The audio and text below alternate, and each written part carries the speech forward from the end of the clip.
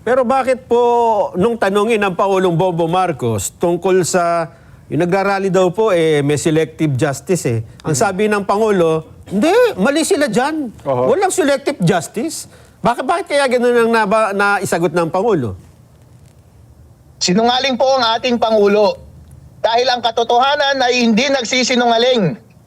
Ang totoo po niyan ay ang hustisya, ang panawagan ng hustisya at ng taong bayan ay panagutin ang lahat ng nagkasala dito sa flood control scandal.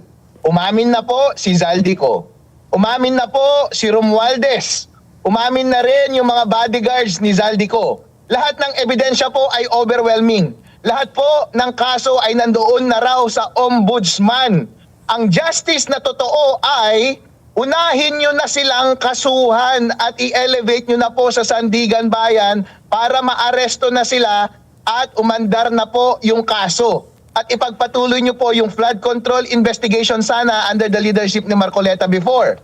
Pero hindi nyo po yun ginagawa. Ano po ang ginawa ninyo?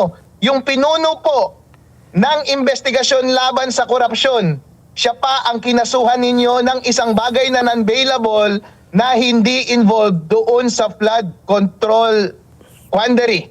So hindi po natin maitatanggi ngayon na iniipit lamang siya. Plunder pa ang ginawa ninyo, non-bailable. Hindi po yan basta kapag naaresto po siya, ilang taon po siya mabubulok doon bago pa siya mailabas sa kulungan. Yan po ay effectively magpapatahimik kay Senator Marcoleta. Kapag yung leader po ng oposisyon, siya pa ang kinasuhan ninyo, pero yung mga totoong nagkasala under the administration o naging kakampi ng administration, hindi ninyo kinakasuhan.